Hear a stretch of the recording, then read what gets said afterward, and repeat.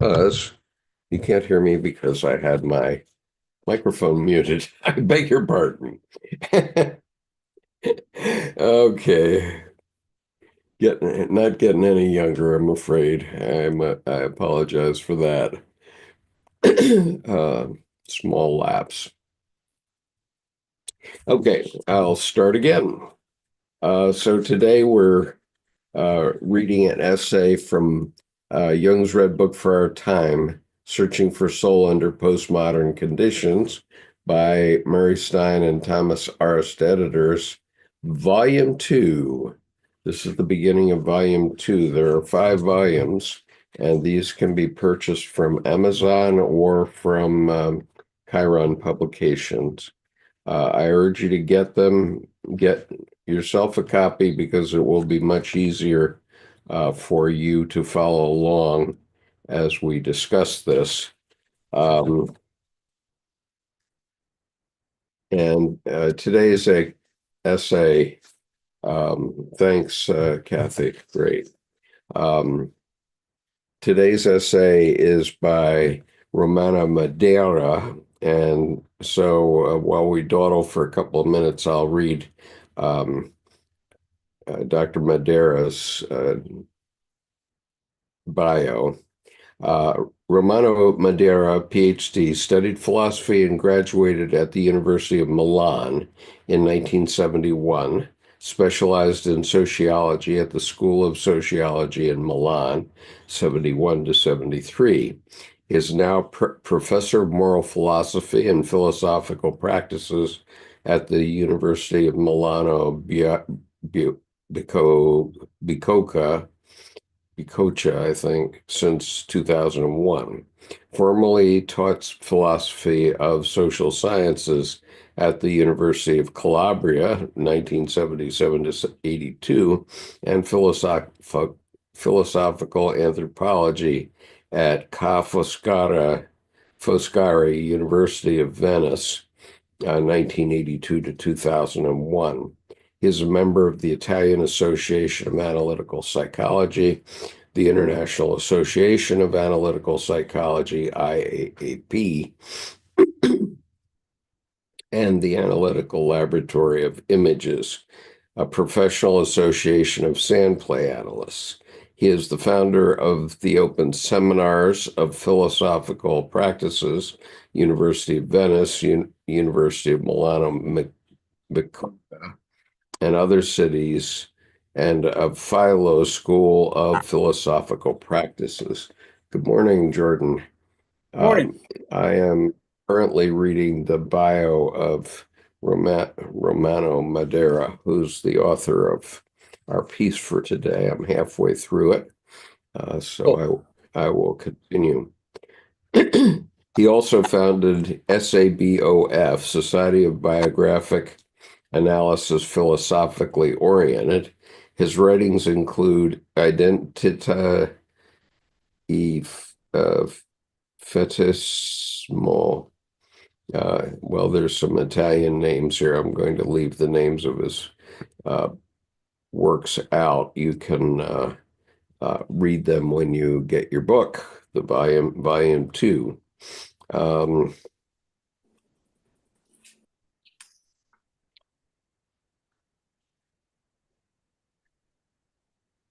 and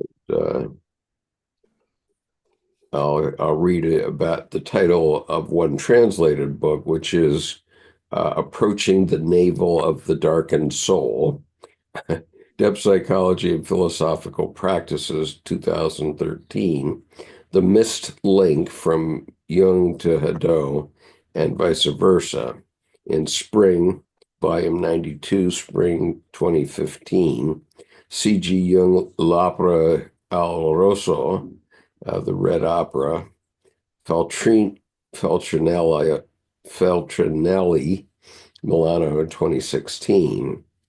Um, and I'll leave it at that for now. Um,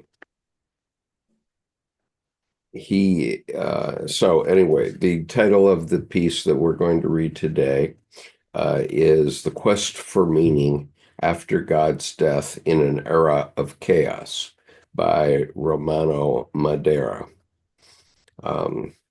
So good morning, Jordan. How are you? Good. My book it won't arrive till Tuesday.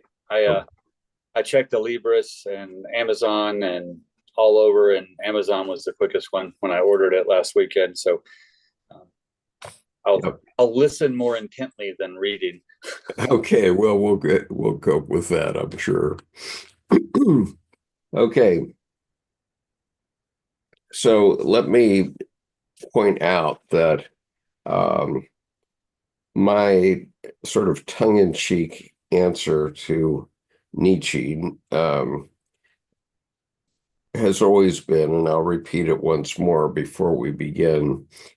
Nietzsche said, God is dead and we have killed him. Um, and Jung came along in the next generation and uh, found God where God lives and how God goes about doing the work of the Godhead.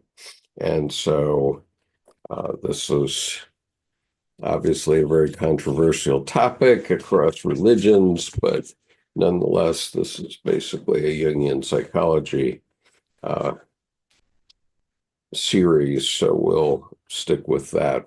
I'll say what I say, and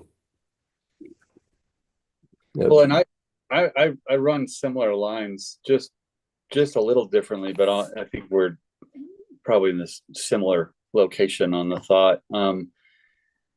Julian Jaynes, the psychologist Julian Jaynes, had a book called uh, The Origins of Consciousness and the Breakdown of the Bicameral Mind. And bicameral mind was basically ancient Egypt, falcons, birds, tigers, lions, everything was a thing, including thoughts. And when you had a thought, it was as if it was external. It came from some other source, inside or outside. But what's interesting is then that creates the polytheism of the multiple divine figures in the hieroglyphs and the ancient Egyptian language and culture. And then that breaks down to, oh, these aren't outside. These are just my thoughts. Now, maybe they're not all mine. I don't need to believe everything I think, but they're not coming from outside. Maybe they're coming from inside, but they're just thoughts. So there's this, dandelion all over the place, bicameral, and then there's the coming together of one God, and that's still, again, not us. It's outside or way inside. And I think now the death of that, Nietzsche says God is dead. I think the intellectual idea that God is an capital O other is what's gone. And then we realize that life itself is the divine. And so I think it's that kind of process where the God is dead. It's always so controversial. People say, oh, my, he's destroying religion. I think what happens is religion became self-aware instead of just a crowd control device of everyone being led around by the bull ring and sheep ring in the nose. So that's where I kind of sit, where the evolution of how we perceive the divine from just perception to perspective. yeah, And perspective comes from what actually is the reality, correct, whatever the correct. reality is. Yeah, But perception is expectation, which usually equals blind spots and right. and deception. So perception's rather incredulous, untrustworthy.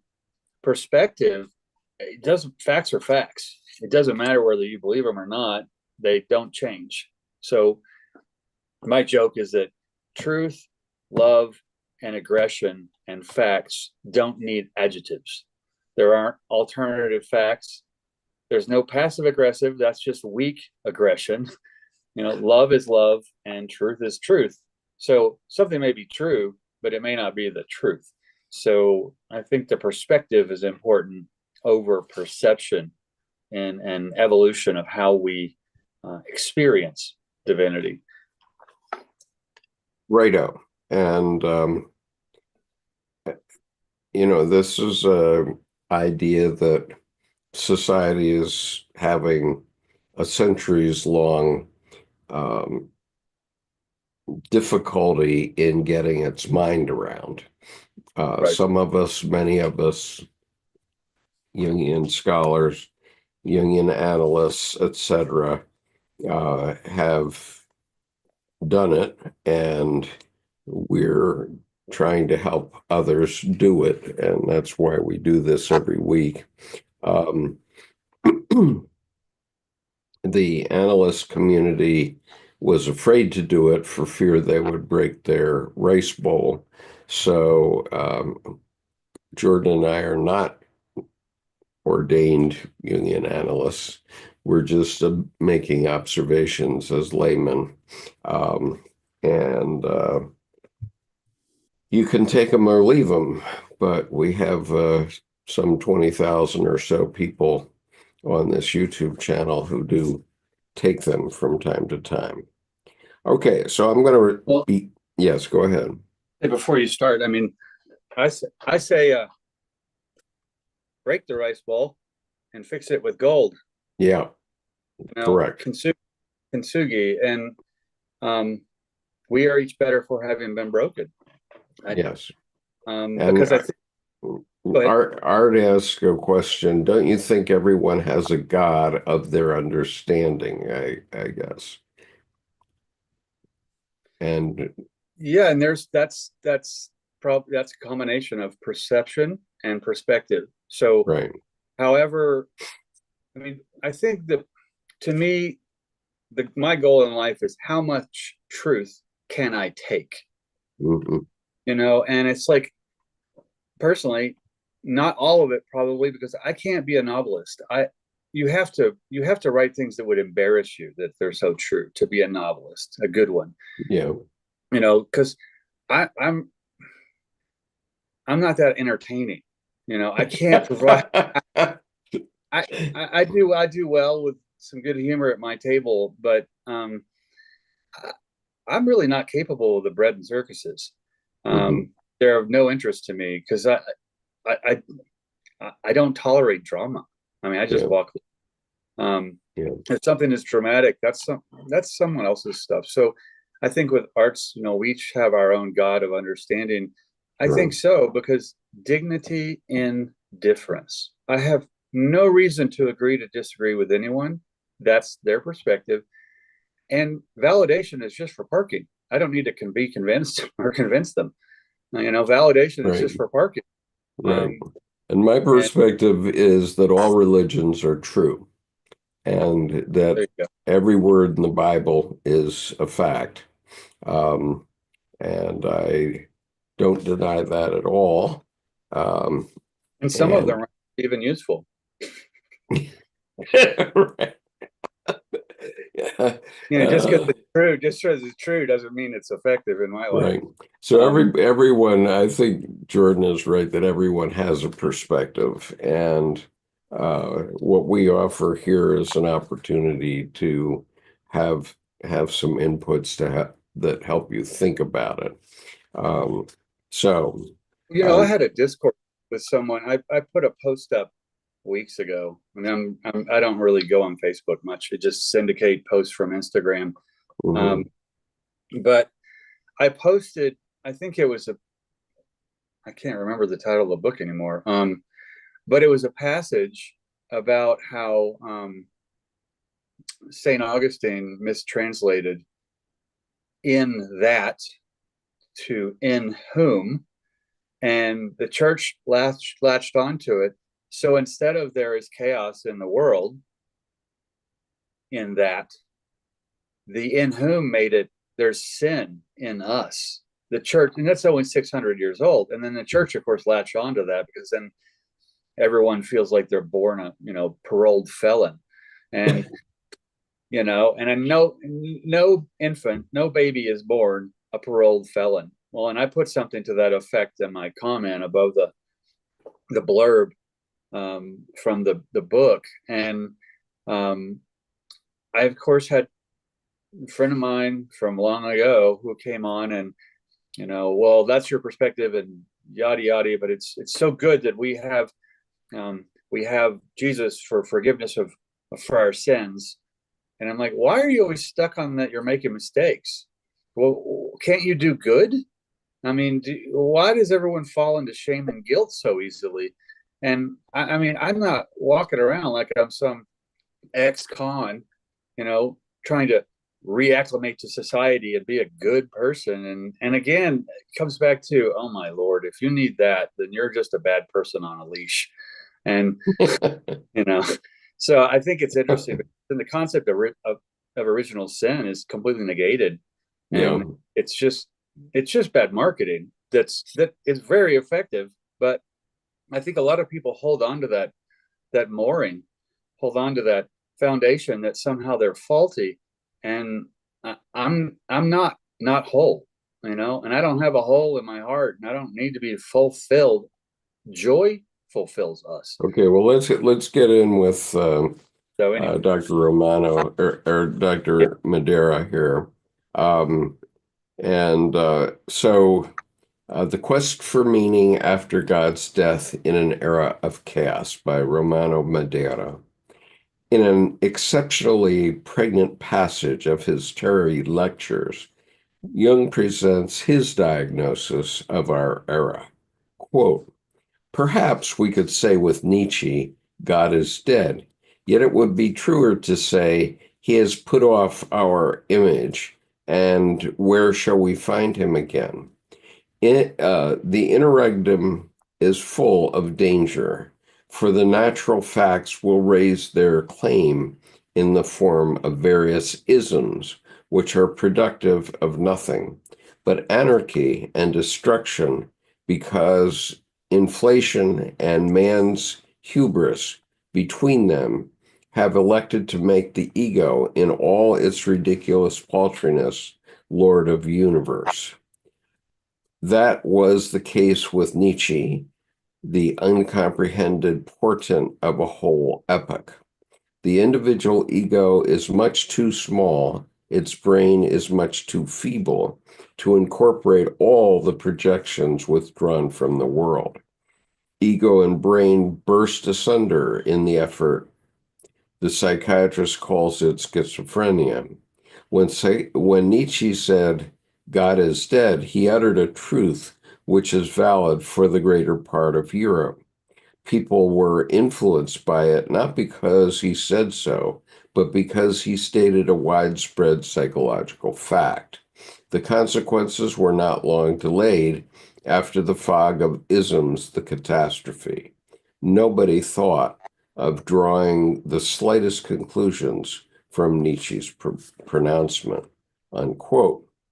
Jung was speaking of the First World War when he referred to the chaos produced by various isms, but he gave his Terry lectures at Yale in 1937, and the augmented edition was published in 1940 during the Second World War.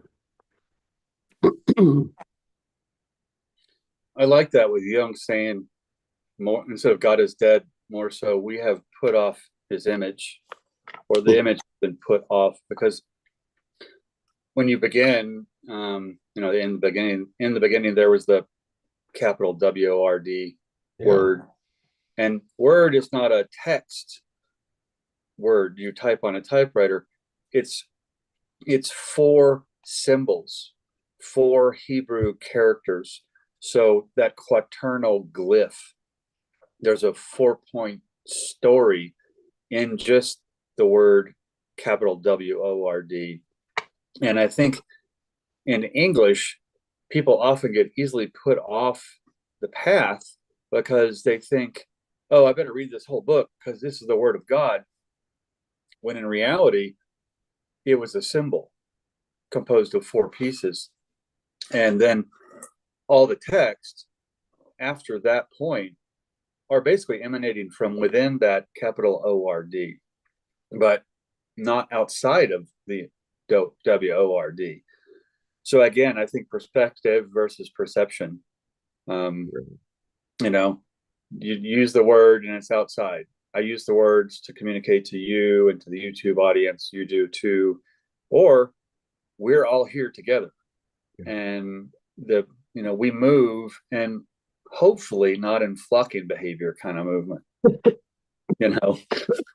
Okay, Coleman Remington here says people are scared to succeed, and I think so. I would say yes. This is a problem in middle school where 11 to 13-year-olds are in the process of coming to the realization that they are going to have to be responsible for their own lives. And it's a big jump from childhood until recognition that you have to be responsible for your own life. And how are you going to do that? So people are scared to succeed, and they want to follow someone else that they think is successful, and so often they'll follow a bully. I work in a school that's full of bullies, and um, we try to help them get beyond that. But anyway, let me Well, read on. Yeah, go ahead. That statement, people are scared to succeed. That's a really important statement, because I don't think people are afraid of failure. I think they're afraid of how powerful they are. And they think, a lot of times I think, and this is a correct generalization, but it's not a king of the mountain game. I'm all powerful. I'm isolated. I'm alone. I'm the one who rules. I'm in charge. It's not that kind of success. It's that you come back to the simplicity of, for me, my breath is prayer enough. And I think people are afraid of how powerful they are. And my joke is, the word process, the synonym for process is mistakes and growth. And make as many mistakes as you can, as fast as you can, Yes, and, right. and I remember someone in the architecture firm years back, it usually was just a bright spot in the office. And she was kind of dim one day. I mean, it's just like you could see the light kind of low. And I'm like, well, what's wrong? I mean, what's going on? And she said, I made a huge mistake. I'm like, oh, good. So show me.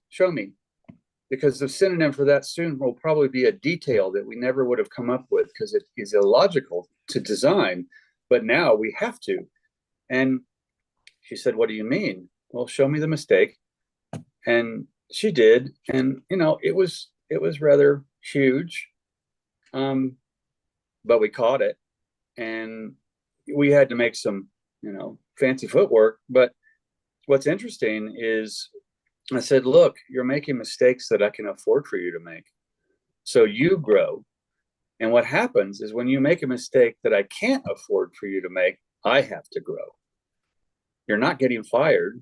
You're going to get a raise, because you're self-aware and you're conscientious enough to go, this is screwed up and it's my responsibility and I'm accountable.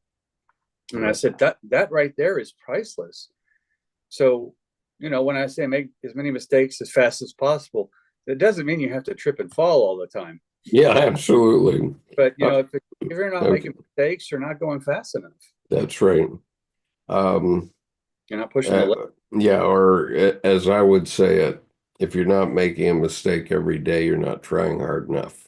Yeah. Right. Yeah. And then catch it. And then I apologize if it was harmful. And the worst thing with an apology is an explanation.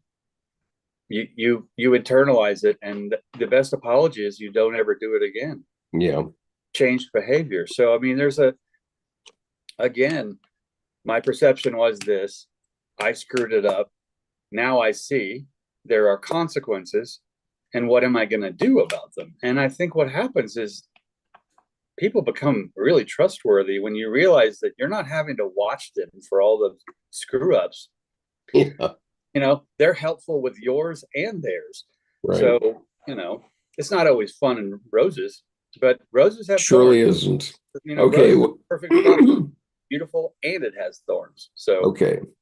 So I'm going to read right through, or one of us is going to read right through the next two pages because these are long quotes from Nietzsche and Jung, and then we'll talk about them. Okay, the tremendous importance of Nietzsche's announcement of God's death demands that we return precisely to his wording in The Gay Science. The chapter's title, quote, "The Madman," unquote, is itself revealing. Now, here's what Nietzsche said, quote, "Have you ever heard of the madman who, on a bright morning, lighted a lantern and ran to the marketplace, calling out unceasingly, 'I seek God, I seek God. Where is God gone?' he called out.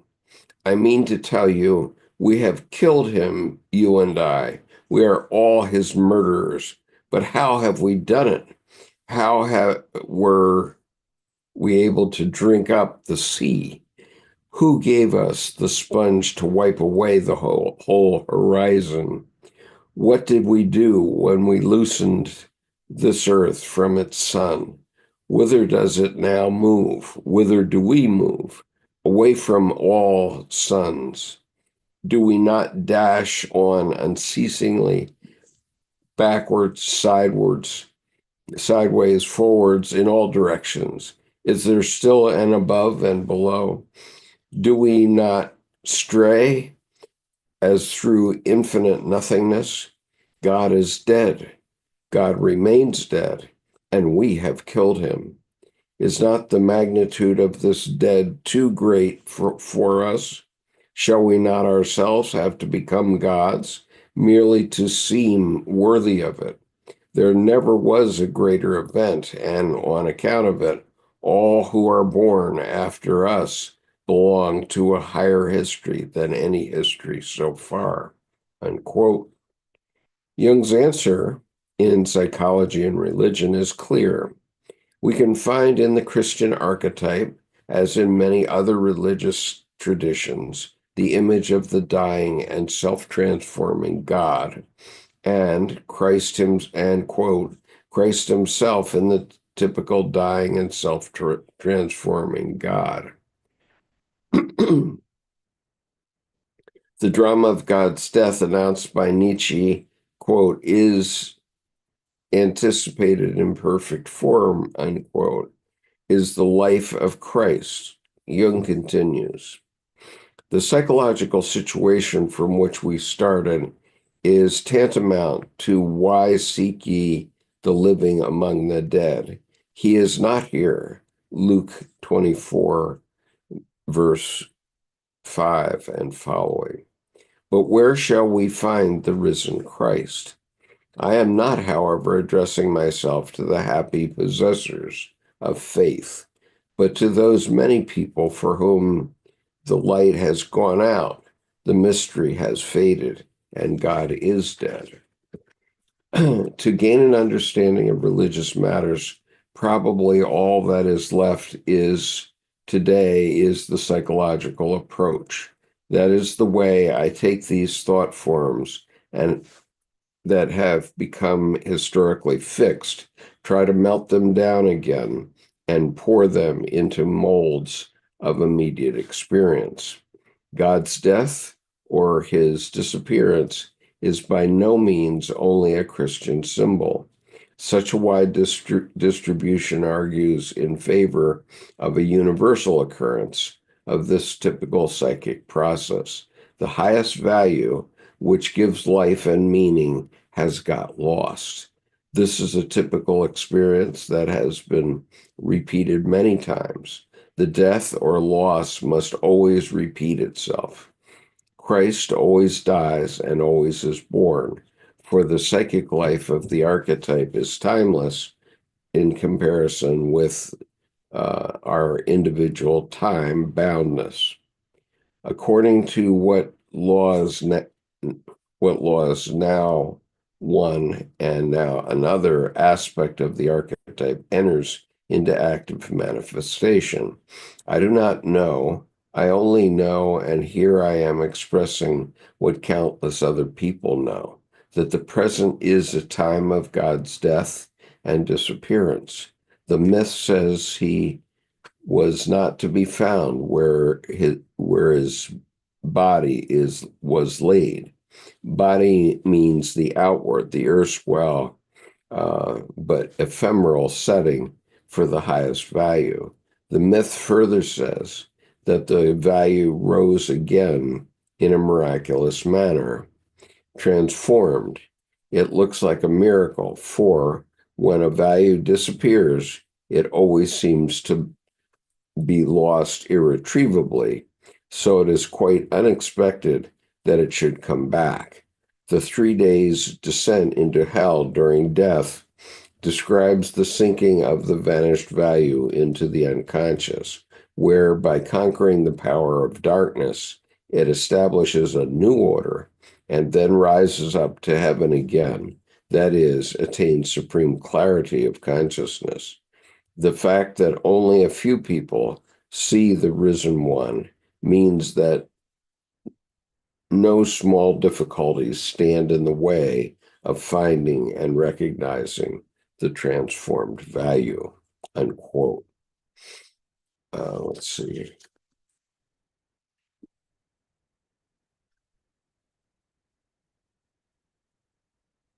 Let me read one more paragraph here. This passage, which states the difficulty of recognizing the new form of the risen, is a cryptic reference to the last chapter of the Gospel of Mark, where the writer says that he appeared to the disciples in another form.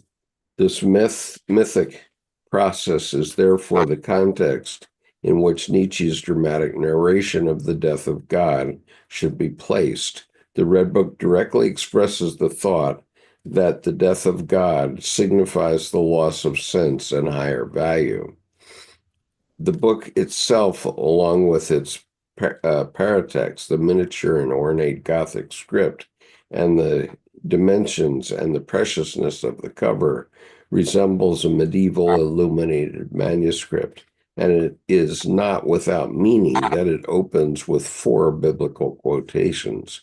These are followed by a dramatization of the ventures of sense, sin, opposed to countersense, Widersinn, and nonsense, Unsinn, and their conjunction in supreme meaning, Übersinn. Jung's terminology here is molded on and against Nietzsche's, while Nietzsche's Superman here becomes a supreme meaning. Okay. Jordan, I'm going to take a short bio break and let you comment on that. What's interesting is in this passage, it came to me, what does the name Nietzsche mean? And I looked up the etymology of just to see if his name somehow could be kind of an allusion to his whole opus and just to or provide a different perspective of it. And it comes from the Slavic Nicholas. And then if you go a little deeper, Nicholas means victor of the people. It also, though, means victory of the people. So you get victor of the people, which is the capital O, one. And then you get the victory of the people, and that's the many of and in and around the one. So what's interesting, when you take those both together, go back to that bicameral, the Egyptians see thoughts as coming from some other source and then worship that. And then they all come together and they realize they're their thoughts. And then there's a kind of a nihilistic self-worship that occurs with some people there. But that the divinity isn't just within, the divine is life itself, the whole universe. And so it's interesting to me that the name Nietzsche itself could mean victory of the people and victor of the people, both at the same time. So if you hold those together, and we talk about then this allusion to the Gospel of Mark with a loss of sense and higher value, but not a loss of meaning. And so, in a sense, I think with him, just like Jung, they both were so steeped, most likely, to the point of being biblical scholars without putting things out about the Bible. They moved past that and evolved from that, most likely like aggregate in their foundation, just rocks distributed in the concrete. So it's interesting to me that in the Madman chapter, I like that when he says this could be an allusion to the Gospel of Mark. And a lot of Stoics and biblical scholars I know will say, well, Nietzsche is bane to the religious existence. And I think what happened is he used the religious existence like aggregate and concrete. It's just a component of his foundation, because the allusion to Gospel of Mark, the loss of sense and higher value without a loss of meaning, that altogether in one whole statement implies the process is making mistakes and evolving, and it's shedding skins. Instead of celebrating, Nietzsche didn't write a bunch of articles about the Bible, but I gather he was a biblical scholar just like Jung.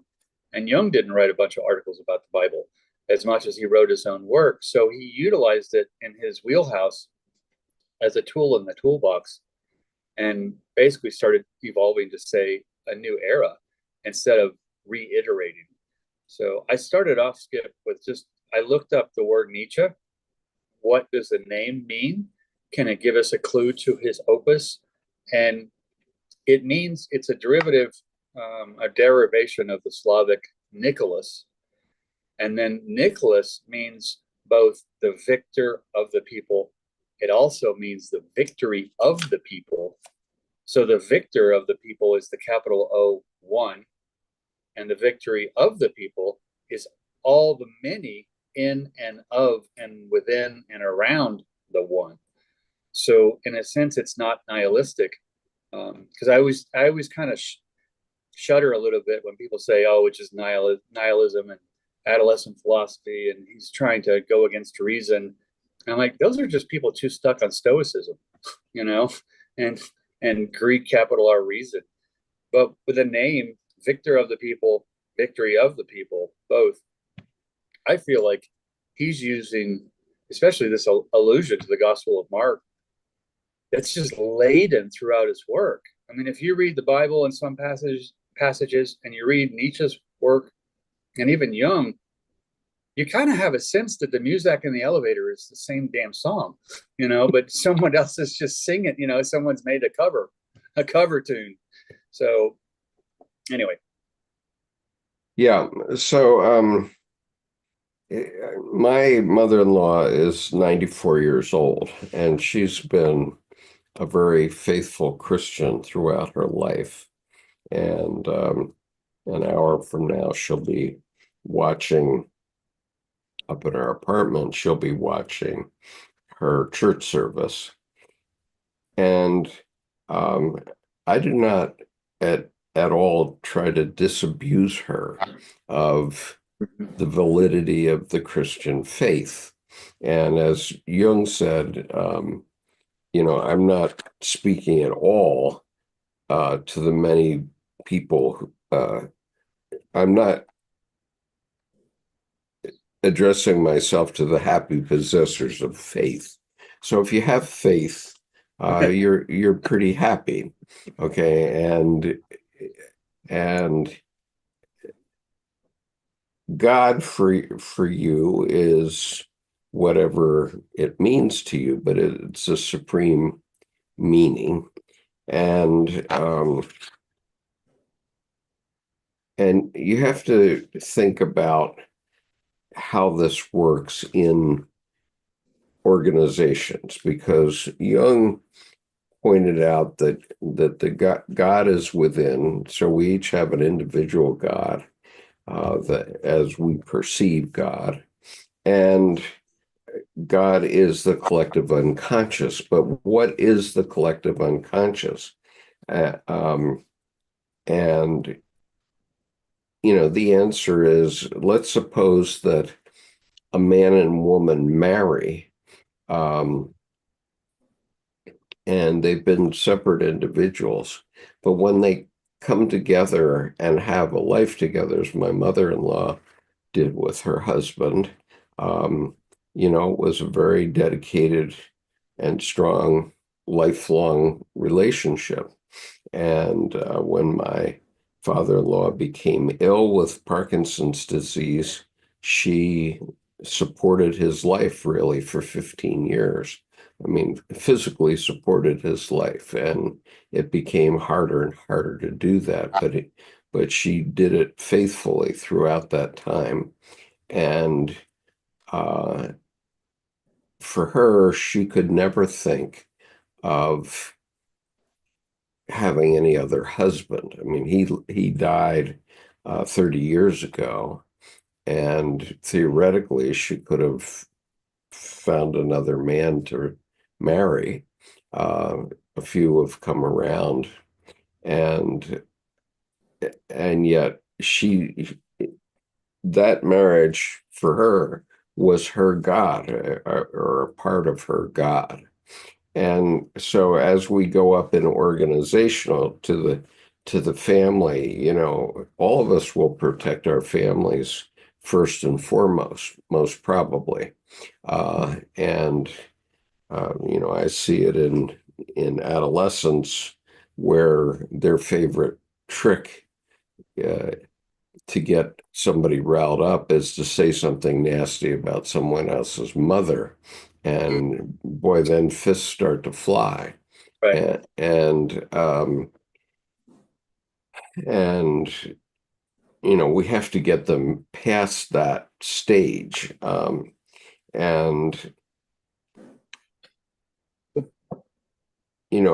when there let's talk about how it works in another religion, in Buddhism.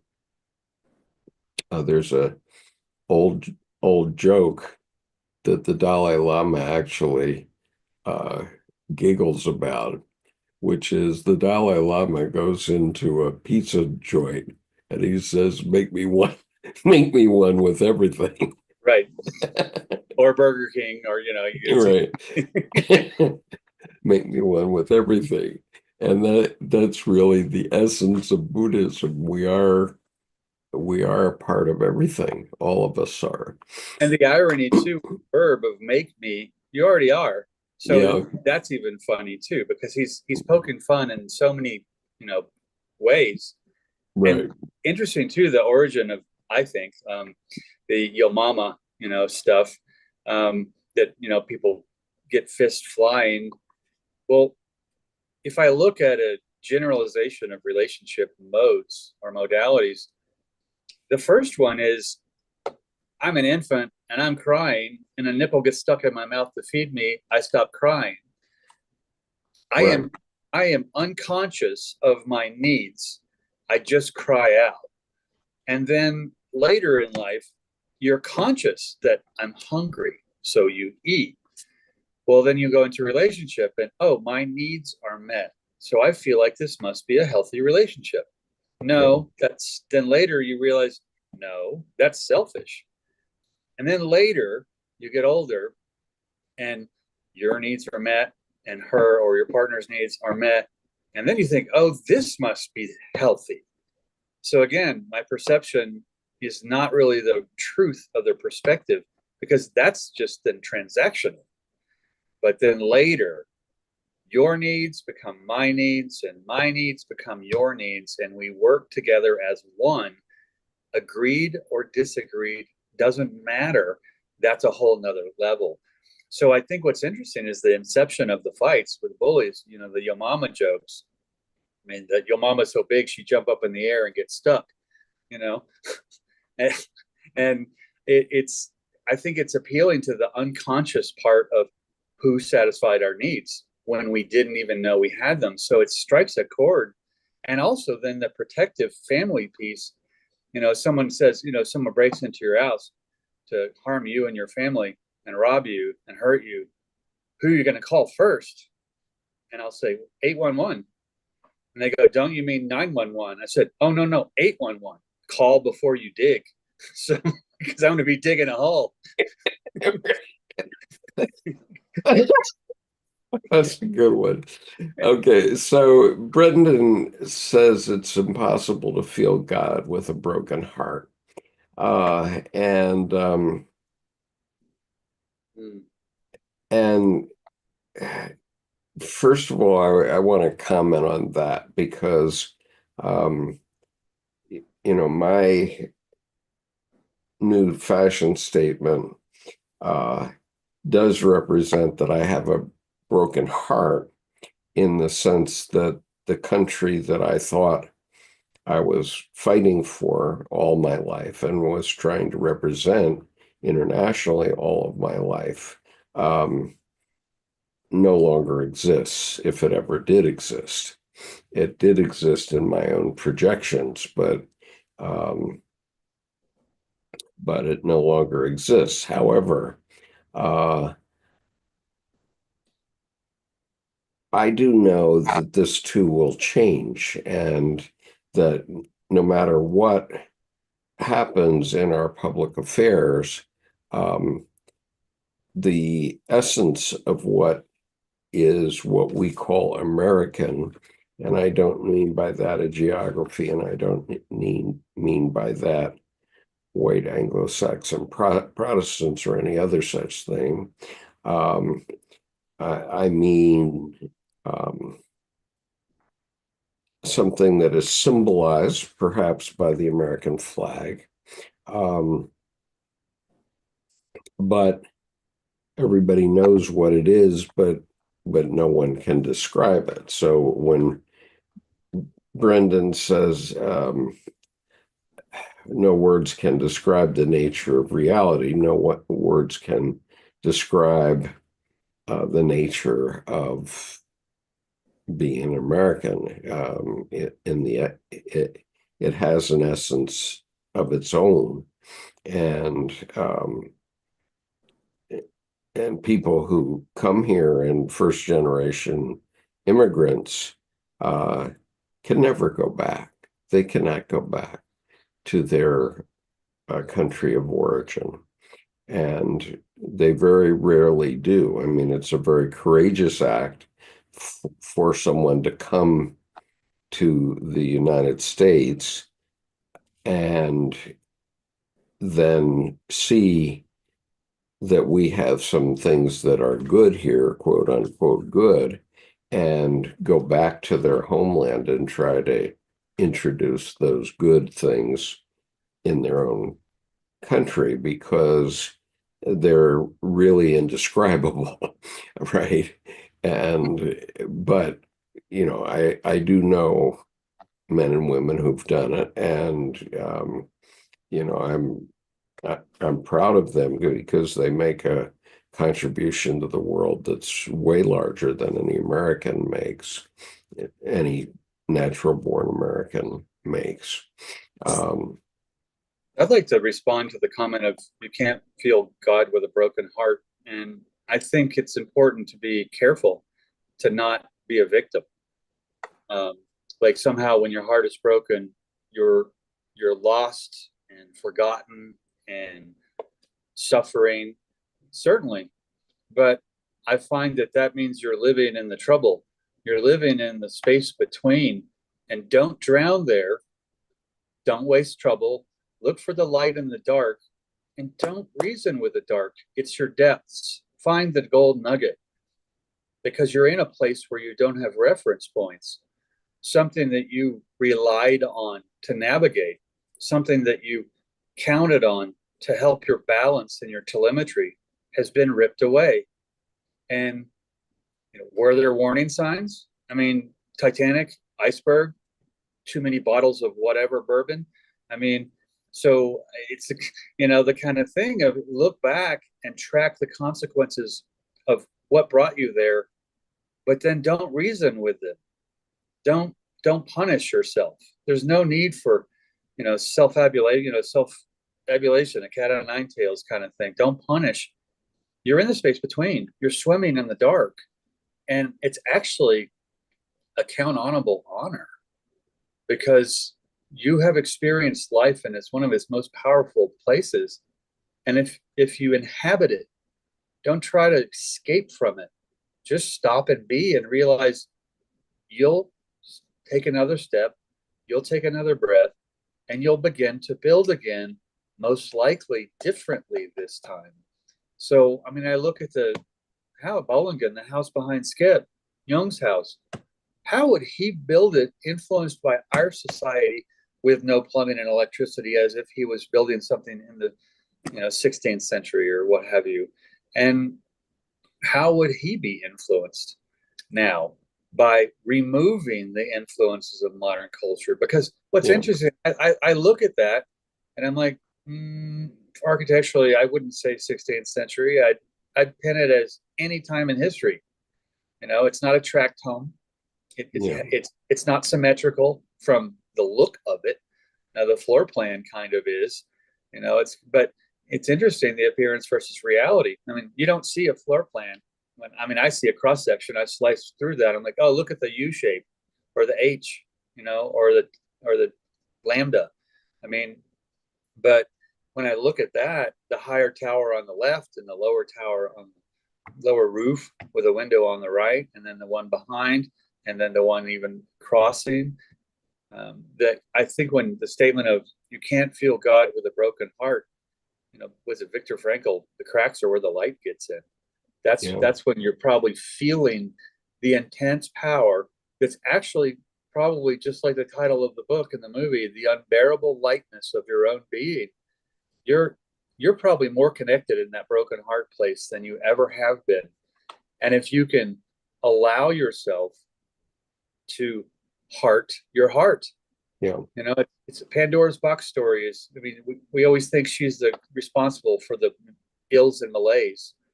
Well, any woman worth demonizing is certainly worth getting to know a lot better and learn the part of the story they cut off from you. Because vessel, it's translated as vessel, not box, which means her, within. What happens after all of the ills and the malaise leave? They fly out of her into the world. She is purged to become sanctified. What does she do? She peers back into the vessel. And what does she see? A golden, squirming, fledgling yod of golden eternal hope. And she picks that up and she puts it in her heart. So basically, her opening the box and all this negativity and Negretto stuff comes out. That's a heartbreak. It broke open to clean the filter and come back to purity. Now it's painful. It's probably the most painful thing.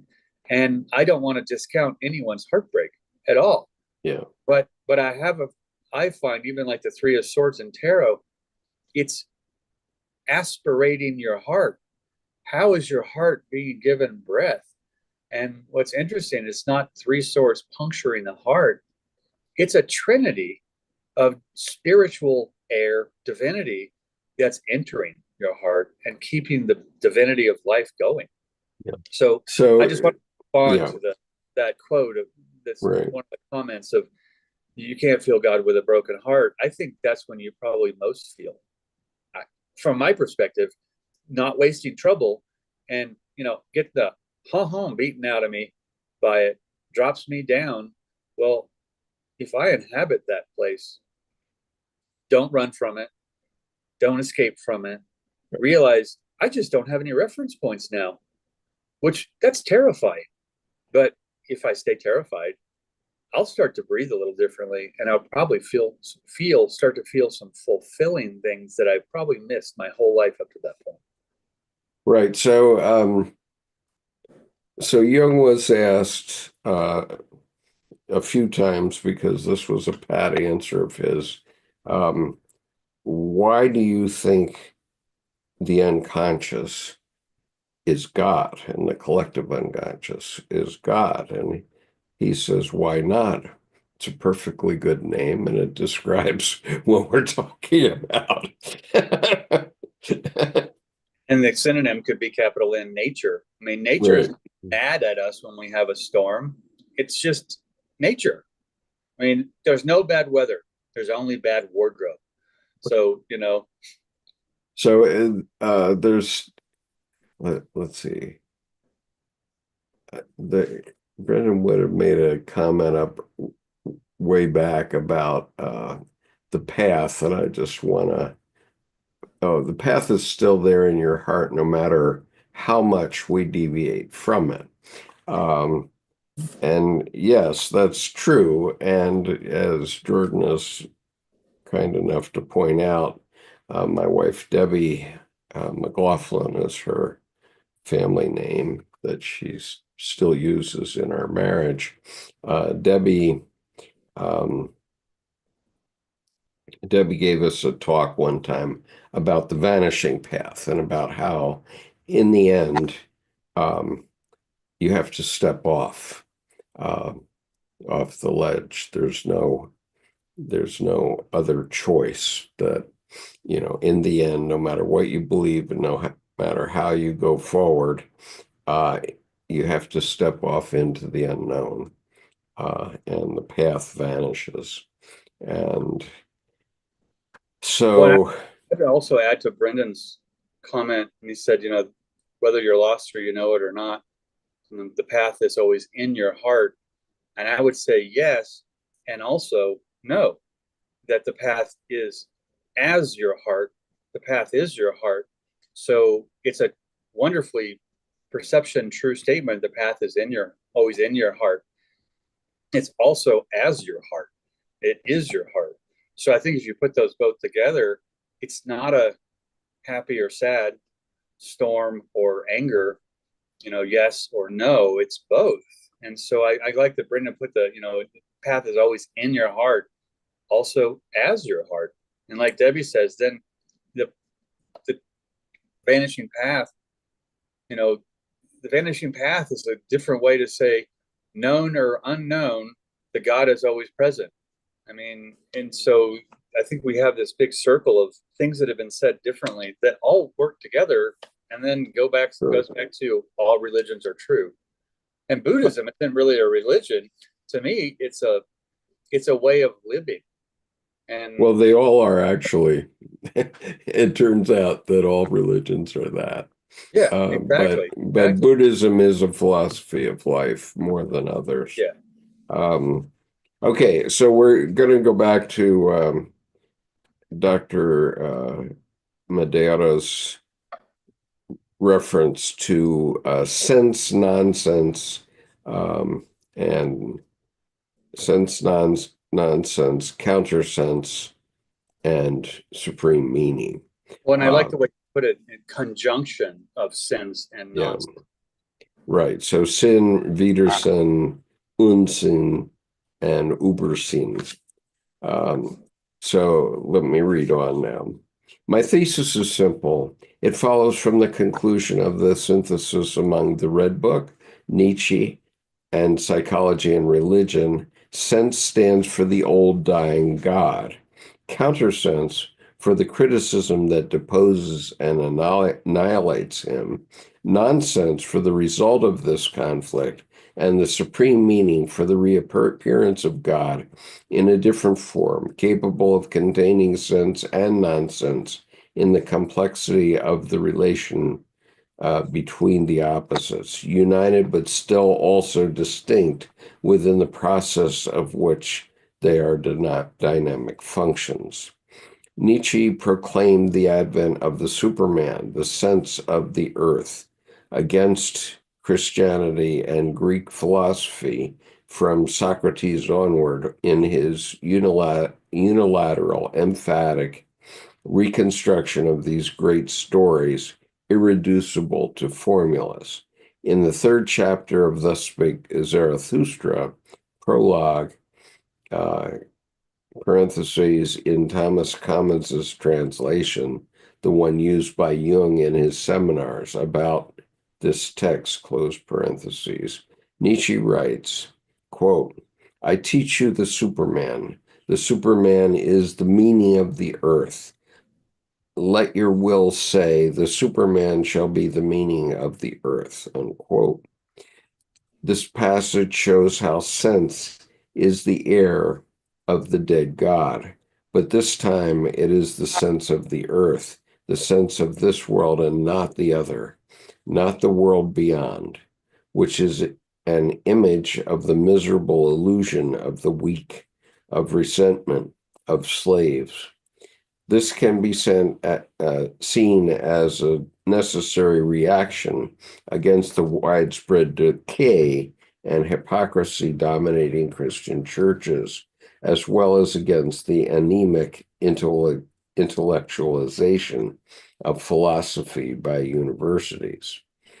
Jung often reminds us that Nietzsche, like himself, was the son of a Protestant pastor, meaning that his reaction to a suffocating atmosphere at home and to empty formulaic doctrine was inevitable. Jung's interpretation of Nietzsche's message is aware of the reactive movement that obliges those who experience the death of their God to find a substitute. They make gods of themselves, a self-inflation through a partial identification with the God image.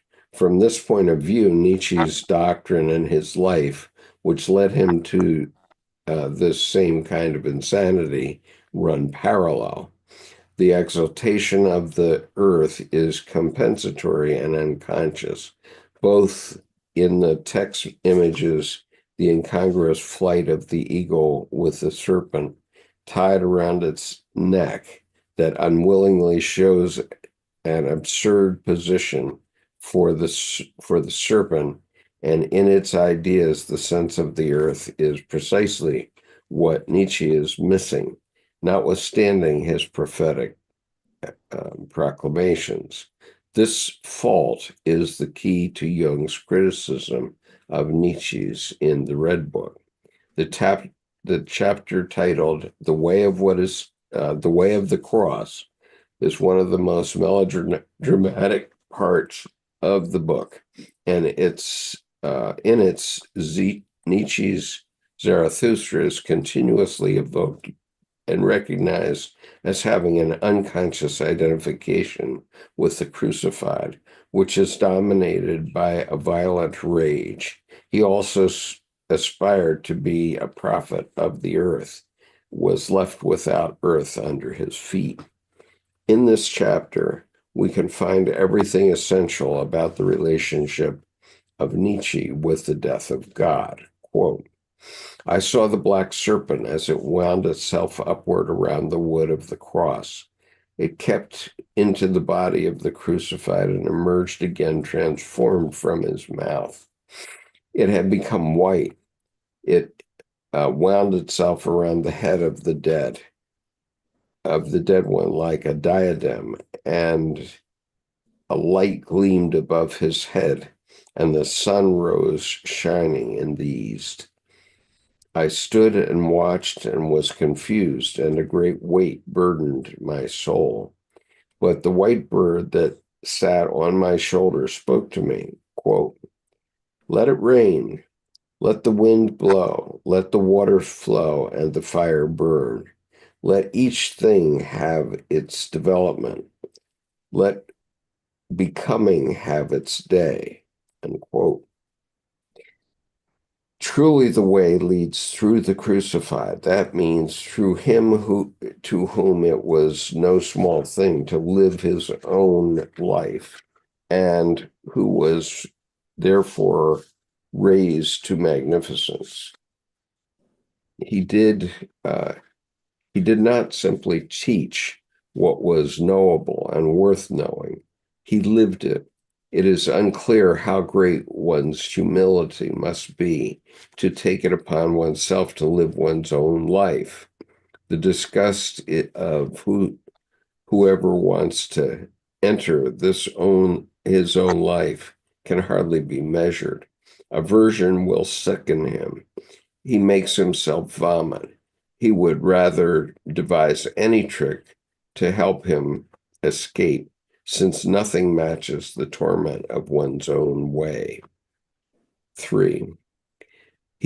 He who goes to himself climbs down. Pathetic and ridiculous forms appeared in the greatest prophet, who came before this time, and these were the forms of his own essence. He did not accept them, but exercised them before others. Ultimately, however, he was forced to celebrate a Last Supper with his own poverty and to accept these forms of his own essence out of compassion, which is precisely that acceptance of the lowest in us. But this enraged the mighty lion, who seized down the lost and restored it to the darkness of the depths. And like all those with power, the one with the great name wanted to erupt from the womb of the mountain like the sun. But what happened to him? His way led before this crucified, and he began to rage.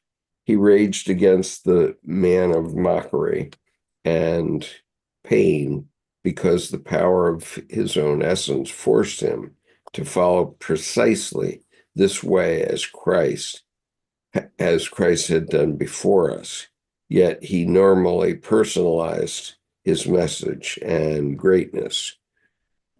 No one speaks louder of his power and greatness than he from whom the earth disappears under his feet. Ultimately, the lowest in him got to him, his incapacity, and this crucified his spirit, so that, as he himself had preached, his soul died before his body, unquote. This, let's see here. There, one more paragraph before we stop.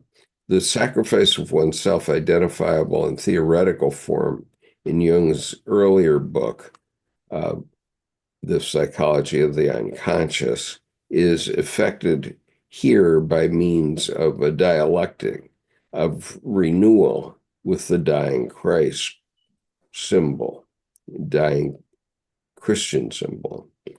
As Shamdasani writes in his comment on the obvious structural similarities between the Red Book and thus spoke Zarathustra, whereas Zarathustra proclaims the death of God, Liber Novus depicts the rebirth of God in the soul. Okay, I'm going to stop there for a minute. Jordan, I need to go out again for a moment. Okay. What's interesting here, the conjunction of sense and nonsense, and then this, now we're entering soul. So I would clarify from my perspective, whether it's just a perception or not. To me, spirit is very light, very air. Soul is very dark and very depth. And what's interesting, dark not meaning evil. Spirit, the nexus of spirit could be a diamond-like spirit. And then the depth and dark of soul would be a deep blue sapphire soul, dark. And I think the sense and nonsense of people going right and wrong, us and them, most people who protest too much, who get too stirred up, are usually getting stirred up inside, and they're making a confession in the form of a projection on other people. And so I think with this nonsense, synonyms of nonsense could be capital S, silence, could be in between. The four-character universe is like not O-M, the A-U-M. And people say, well, that's only three letters. Well, the fourth character is the silence within and all around and in between those three characters. So there's an allusion to God in the quote unquote nonsense.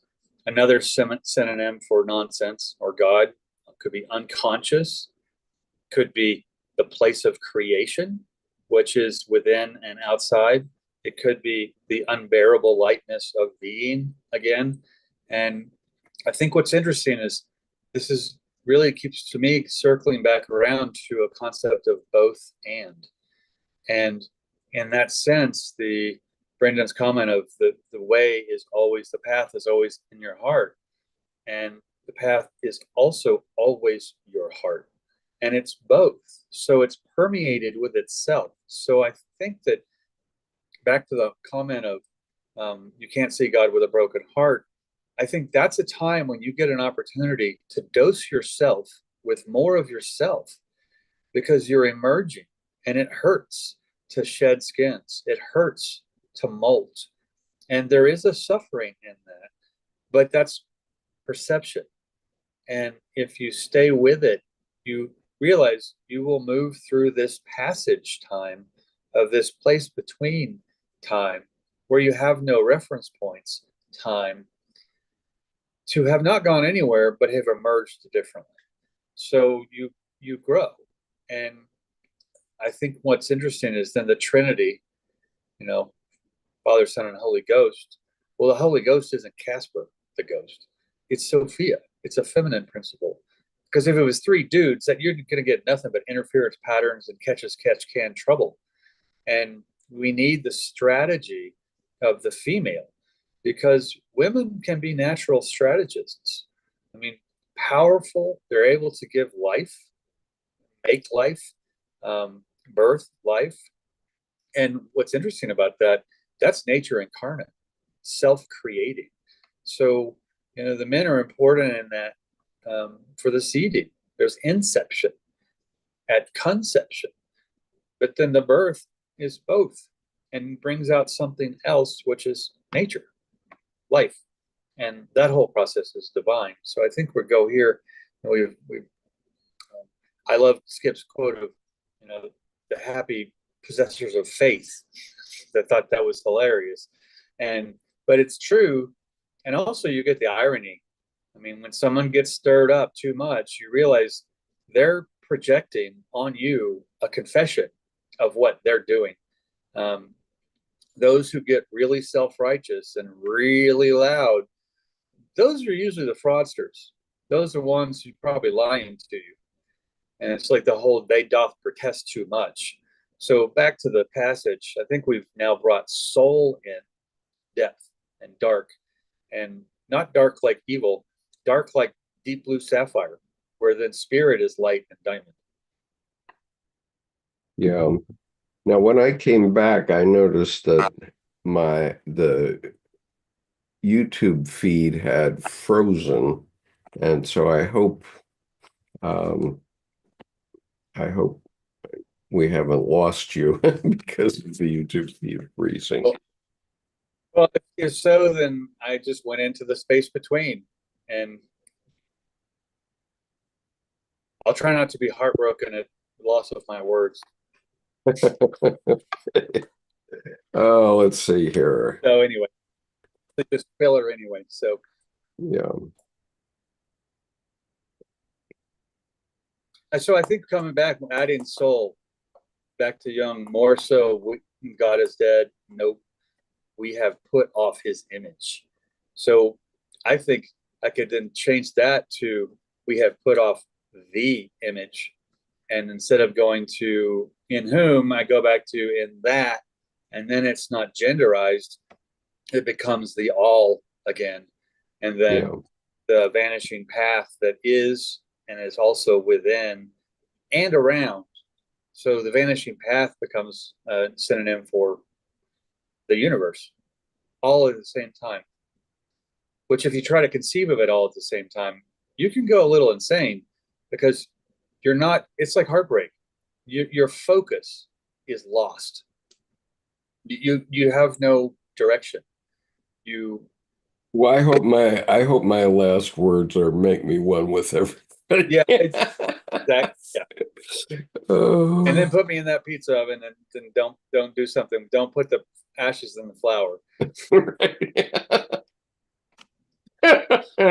Yeah, that's the people sitting around at the funeral, and someone's like, "This tea tastes funny."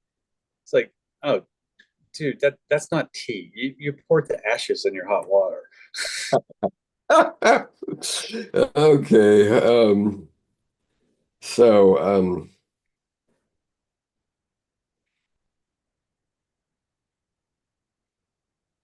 Yeah. Okay. Well, there's a lively discussion uh, going on here. Richard points out that Mother Mary is the seat of all wisdom for me. She is Sophia, and of course, the Bible previously translated from Aramaic into Greek used Sophia as the name of the feminine principle. Which then came also from Folkma. Yeah, right. Okay.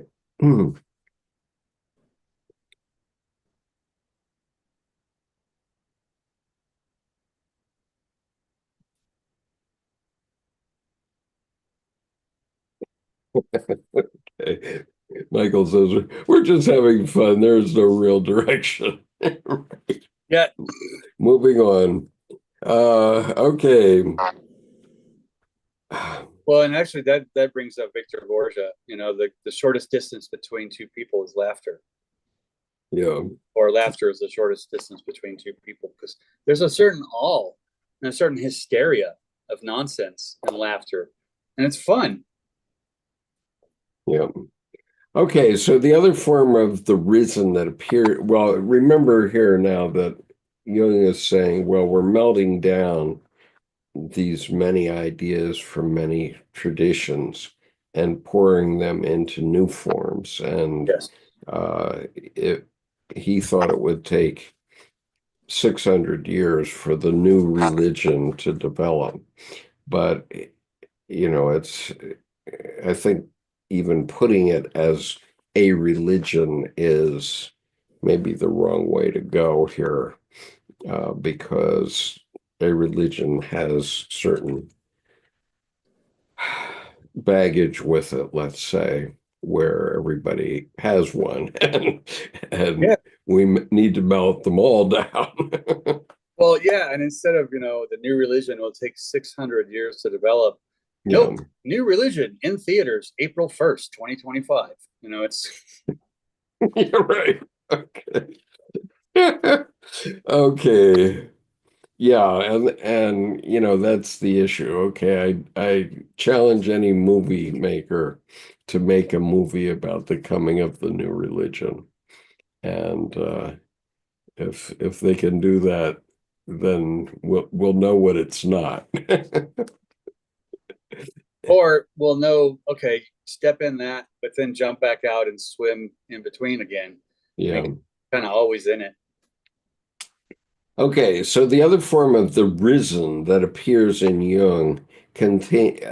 to Jung contains in itself all the transformations needed to revive the Christ symbol. The metamorphosis includes the active role of the serpent, the Donic symbol par excellence, but the announcement is made by the white bird. This pair has a story of its own in the images of the Liber Novus, or the Red Book, who is a symbol for the soul dimension, and in Christian iconography of the Holy Spirit. However, and most importantly, the criticism toward Nietzsche is meant to underline the illusory nature of the overturning of his image of the divine.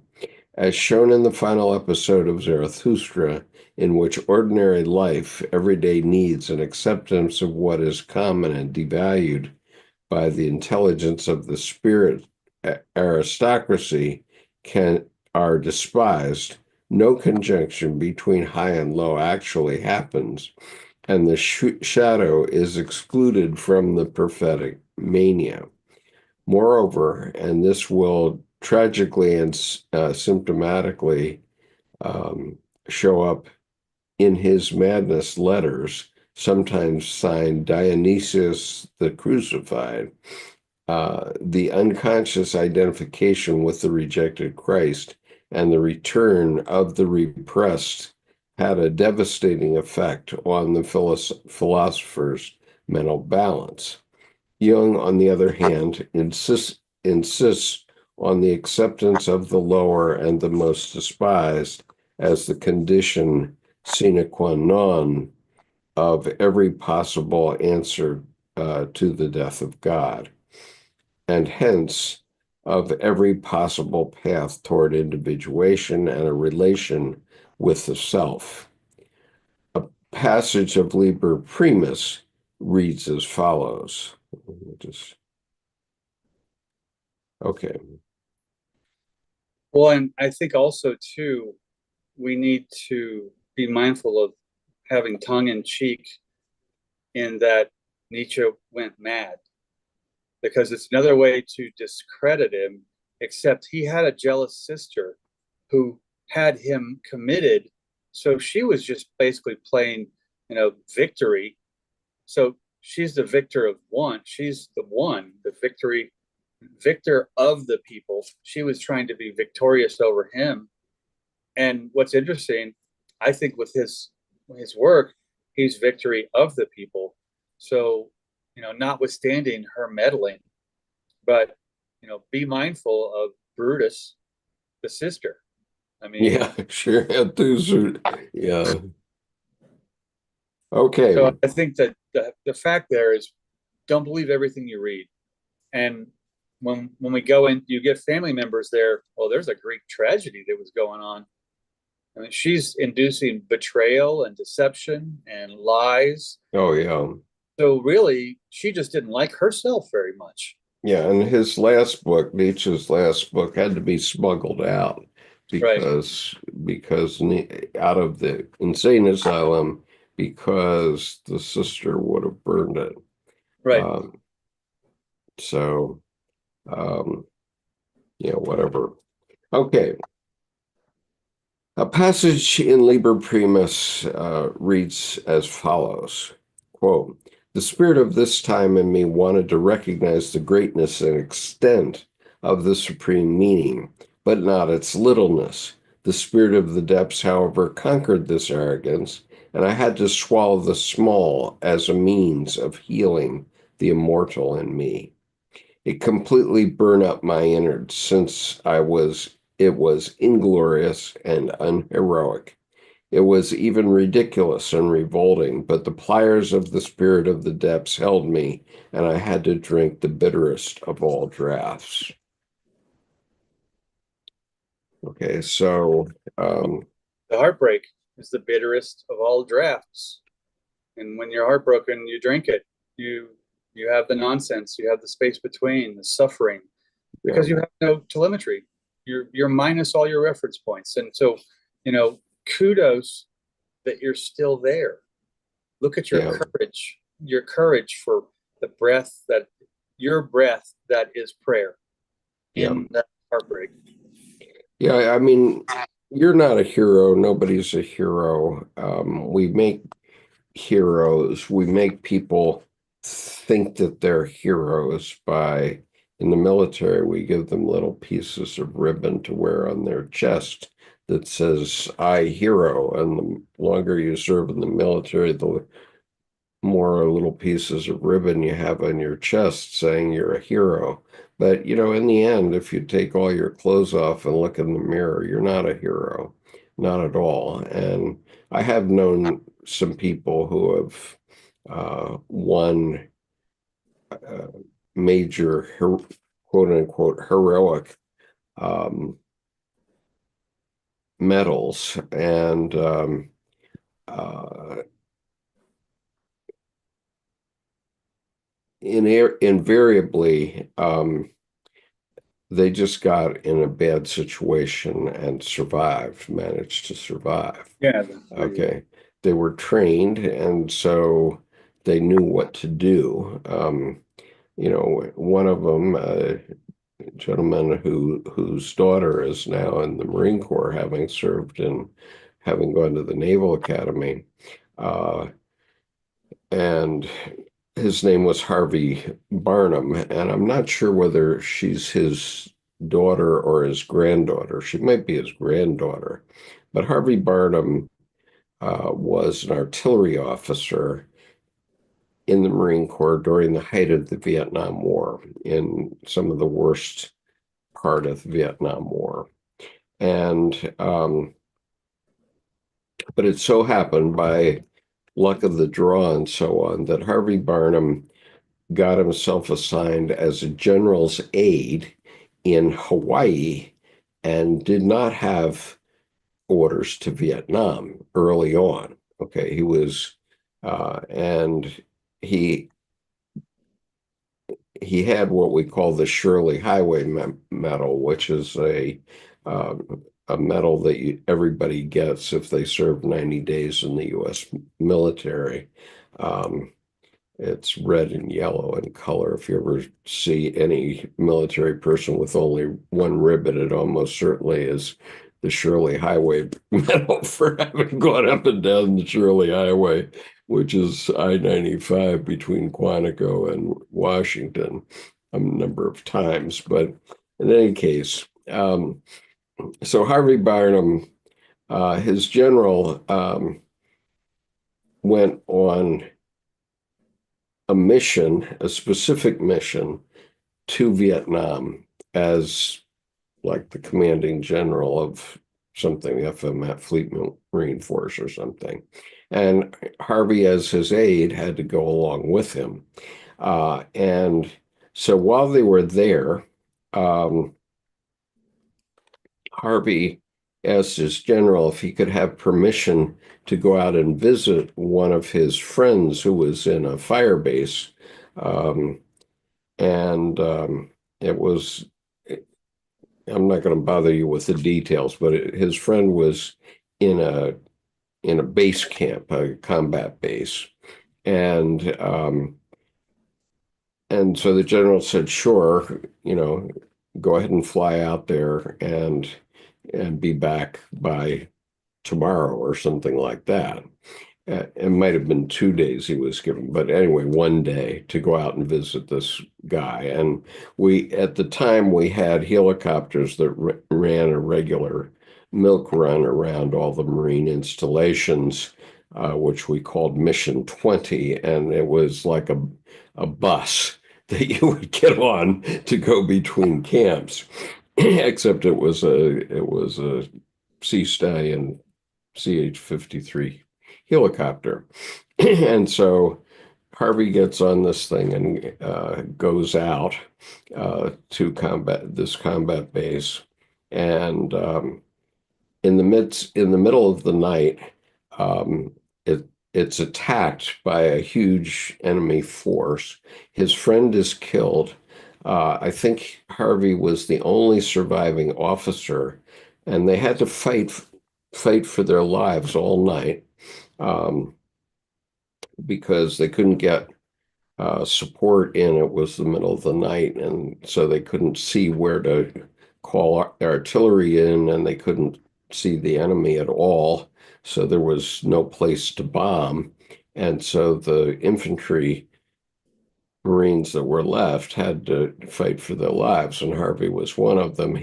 But he was their leader at that point. Even though he wasn't assigned to that unit, he was the senior officer standing after the initial assault. And at the end, only 18 Marines of, let's say, maybe about 100 Marines were at that base at the time, and only 18 of them survived. And one of them was Harvey Barnum. And so they evacuated the Marines out of that base the next day. And Harvey wasn't hurt. He went and reported to his general that he was back and ready to go. And the general says, okay, let's go back to Hawaii. So they go back to Hawaii, and Harvey gets himself awarded the Congressional Medal of Honor for that action. And there are a number of amusing facets to the story, one of which is that he did not even rate a Vietnam service medal because he wasn't technically assigned to a unit in Vietnam. Kind of uh, Forrest Gump. pardon? Kind of Yeah, Forrest Gump.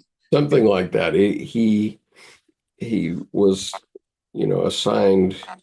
He was assigned to the general in Hawaii, and so he was not he did not deserve at that time.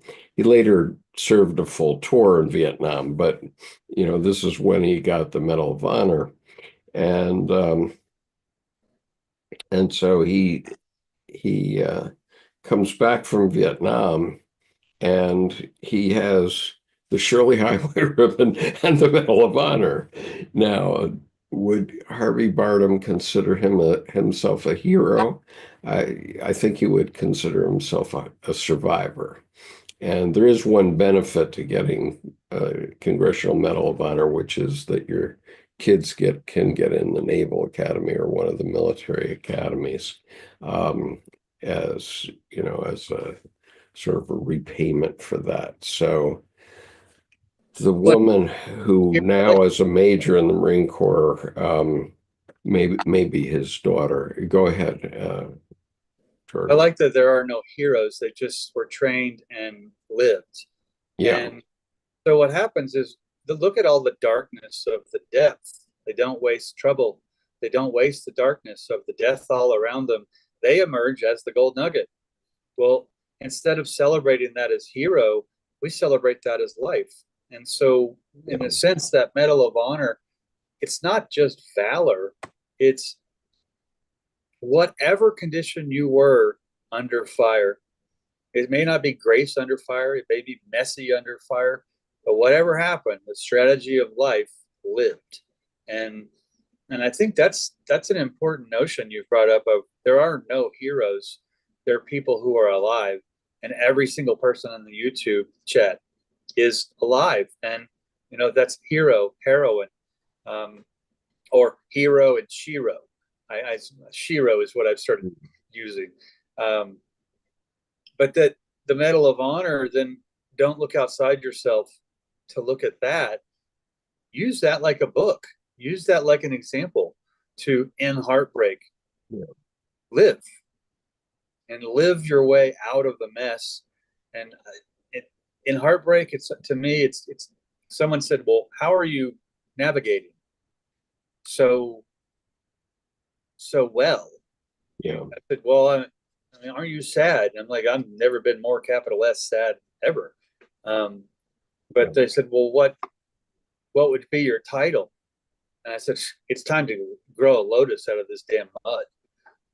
Yeah. Well, I did happen to see Colonel Barnum. He later made colonel. But I later saw him when he was a captain when I was at OCS, and he was walking out of the PX one time, and he was in his short sleeve shirt uniform, and he's wearing only the Medal of Honor.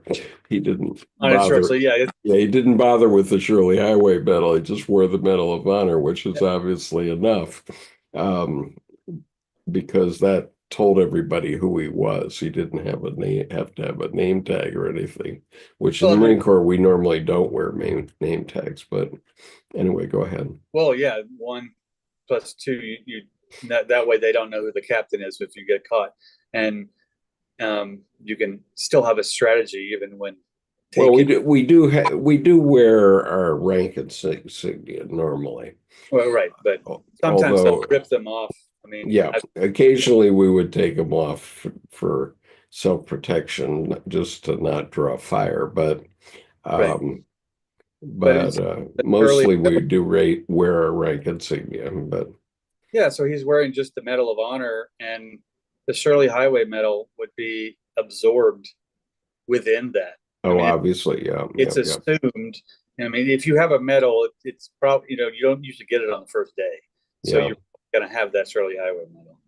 yeah. So anyway, I later did see Colonel Barnum at the Marine Corps birthday ball in about 1998. He was a guest of honor of the commandant that time, and I happened to have reserved a table uh, was probably the fall of '98. Uh, and so that I could take my daughter and a few other people, her husband, to the birthday ball. And uh, it was kind of fun because um, all of my decorations are for doing my job, so I don't claim any heroism whatsoever from my medals, but they are a kind of resume. And among other things, they say that you served in Vietnam, right? And so there I am in 1998 in uniform as a lieutenant colonel, and um, I took them over to meet um, the commandant.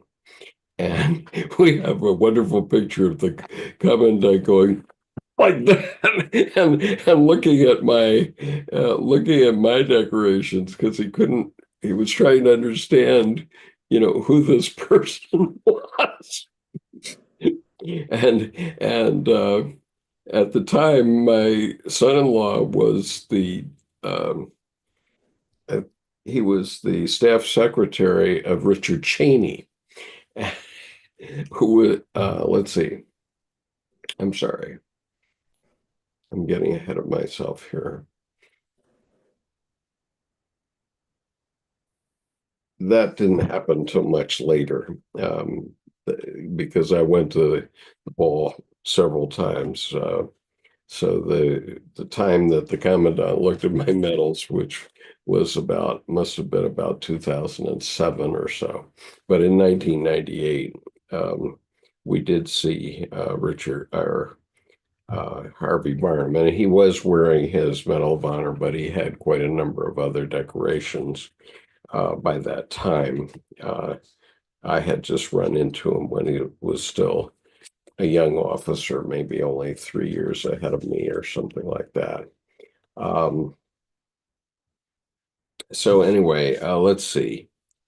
Um, where are we?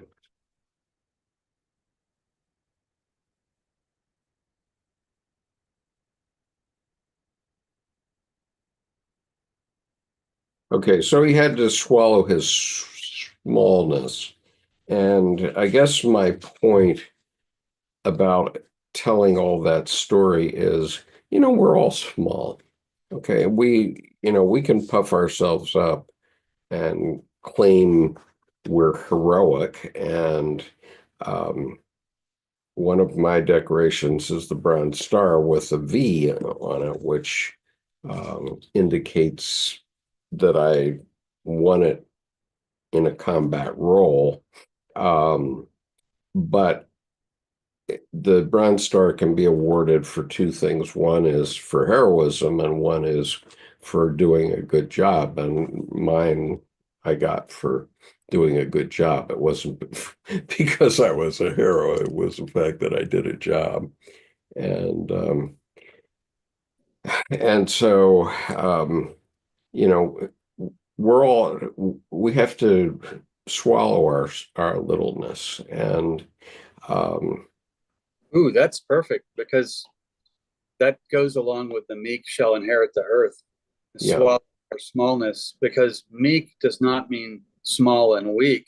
yeah, Meek means I am trained and dangerous, and I have my sword sheathed. I am in peace. And so yeah. what's interesting is then that sword is the smaller than the scabbard thing that's sheathed. So swallowing our smallness is sheathing your sword. And Right, and a Marine Corps officer's uniform has what's called the Sam Brown belt, which is a belt that comes across your shoulder, and it's actually your sword belt. And even if we wear that, even without the sword, we are in a role of duty.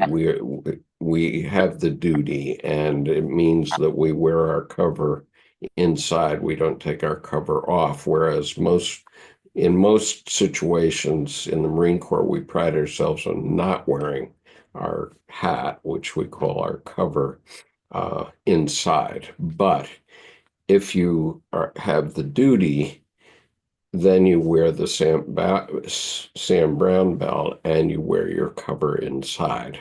Um, and So nowadays, when once a year, I wear my uniform out of respect for my dead brethren. And that's normally on the Marine Corps birthday or Veterans Day if the birthday is on a weekend. And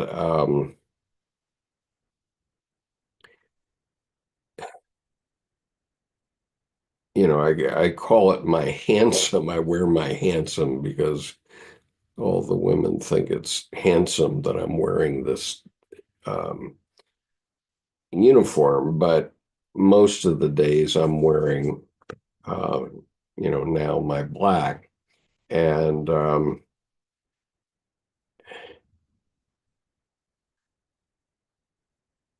so anyway,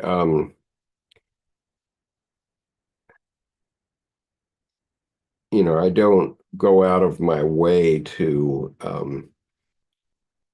attract attention uh, to myself because I have to swallow my smallness. And in a different context, uh, it's been decided that for commencement this year at my school, we will be wearing caps and gowns. And so normally I'm dressed like this in school, but on that date, I will be wearing the cap and gown of a Juris Doctor, uh, with certain honors that I earned in university. And so that's when people see the academic regalia to which I'm entitled, uh, it's going to blow a lot of people away, I think, because we have a few doctors in our school, but not many. And so the faculty will be wearing robes for commencement, and so okay, I'll have that on. I'm not going to wear less than what I'm entitled to. Well, I think it's apropos too that you brought up, not going around looking for conflict. And what's interesting to me is when people get really, really stirred up from someone else's words, it always perplexes me. But then I realize, oh, they're not as strong as the other person thought. Because when someone attacks you, you're bigger than them. Because no one who is further along than you or bigger than you in terms of the value of a person, people, they don't turn around and attack smaller people. They're competing and learning from people who have grown past them. So it's always that, again, quest for meaning after God's death kind of thing, or quest for meaning after your last divinity died. There's Yeah, heartbreak. There's heartbreak again. My divinity died. Well, okay, so don't wallow in it, but swim it, inhabit it, meditate it. I mean, disappearing, vanishing path did.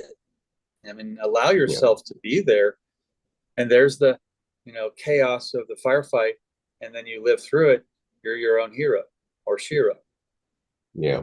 So the point I wanted to make about the Sam Brown belt, which I didn't quite make, is that when I wear my dress blues on one day a year, which is the Marine Corps birthday, um, I no longer wear the Sam Brown belt with it, okay, because that indicates that I'm on duty, and it indicates that I have a sword, as you were correctly saying Jordan. And so it's not saying it's, I'm at peace. I'm not wearing my, I don't have my sword nearby or anything like that. Well, and then now you're a warrior in a garden instead of a gardener in a war.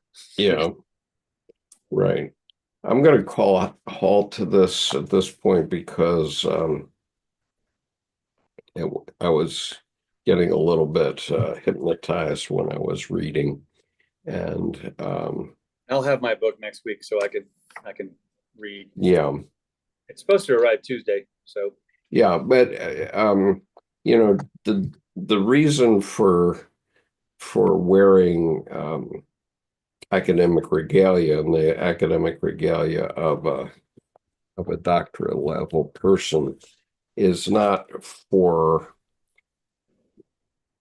my honor per se. It's really for the kids, to take notice of the fact that there's something more than what they've been doing.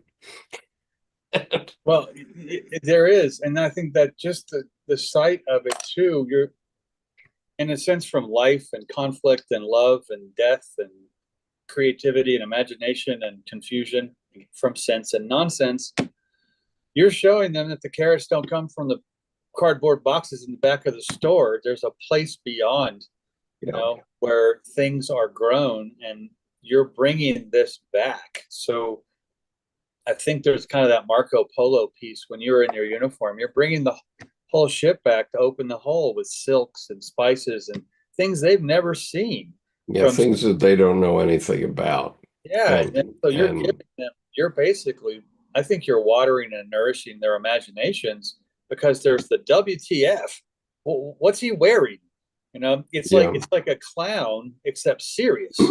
And in a total contrast, it's nonsense of the clown, the sense of the uniform. yeah, Well, in a sense, the clown has the congruent uniform for the sense of the nonsense, and then yeah, you have the nonsense that you've known in the sense that you've created.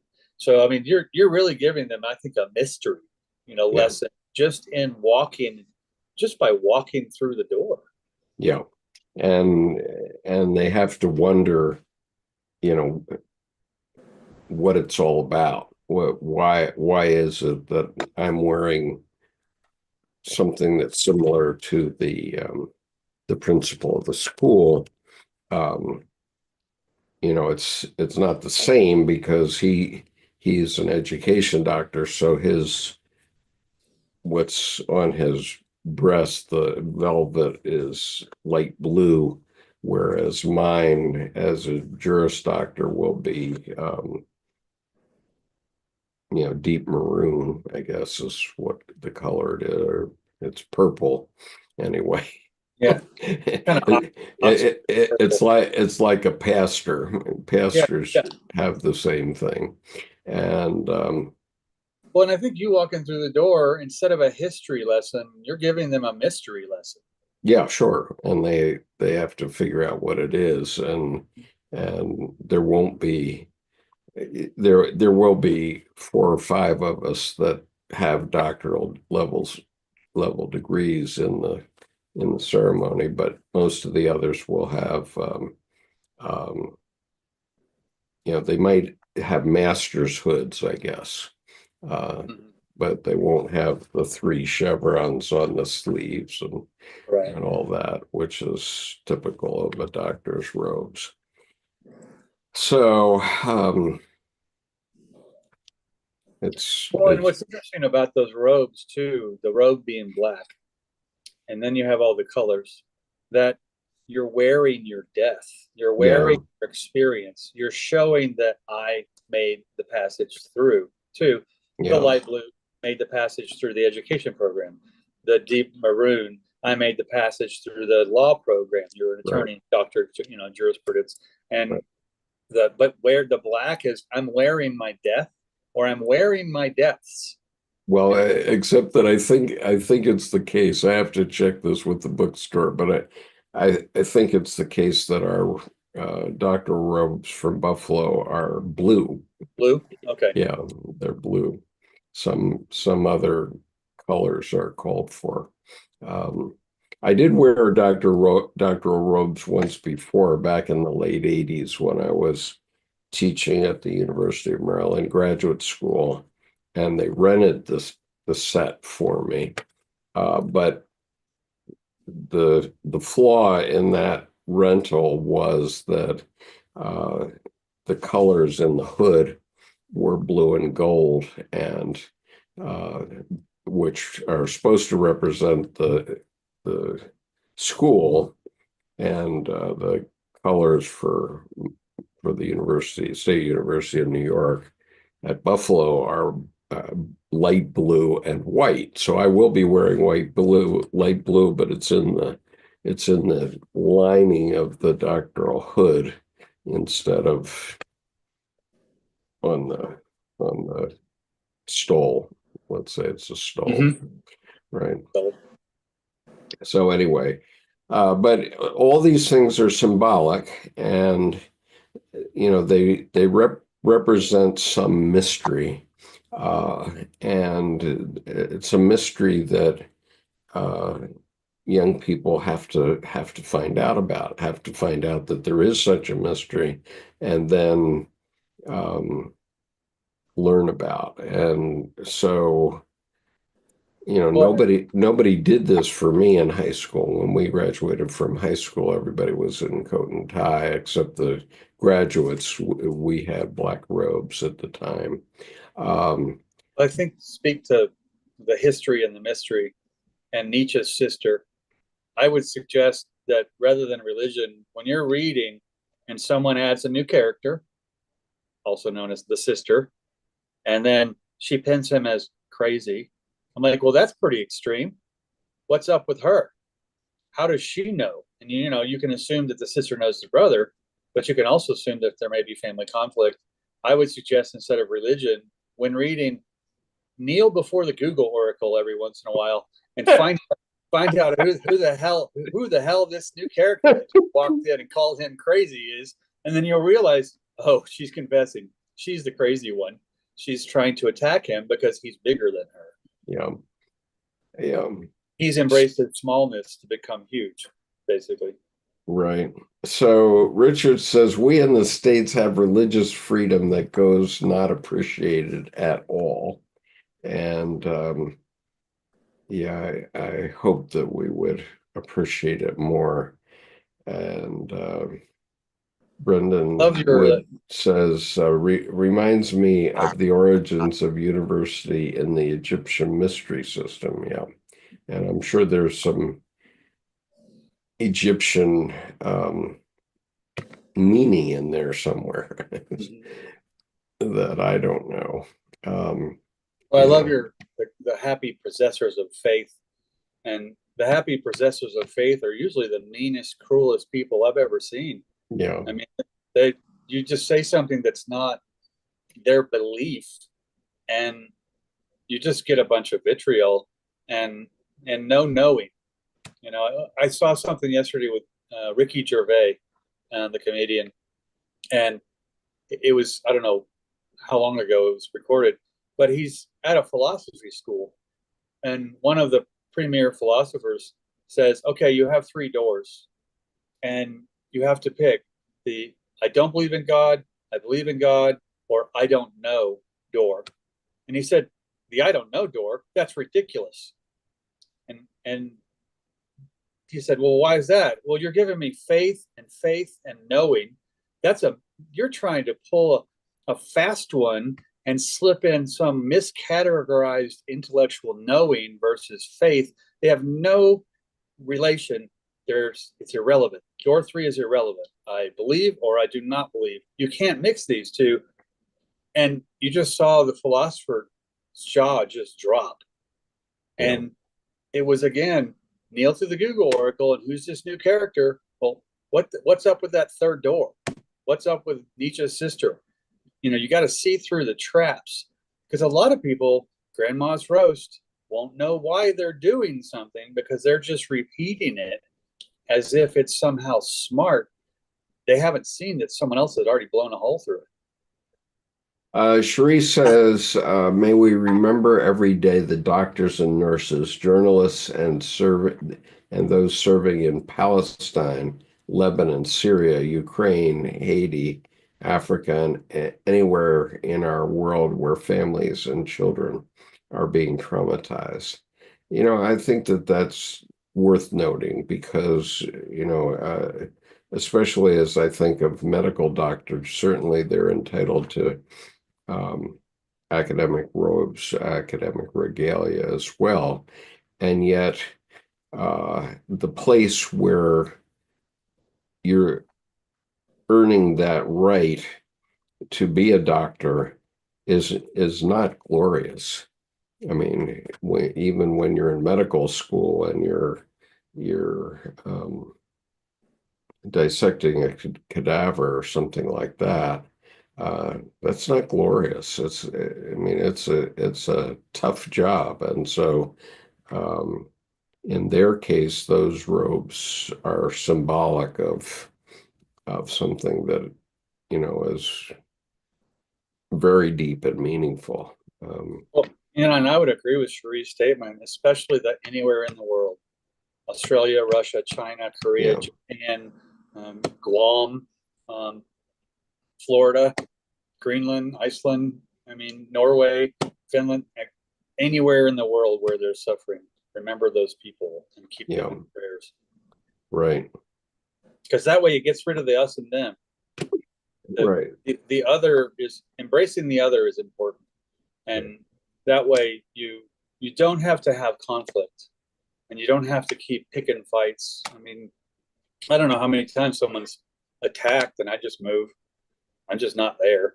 And finally they get tired and they leave.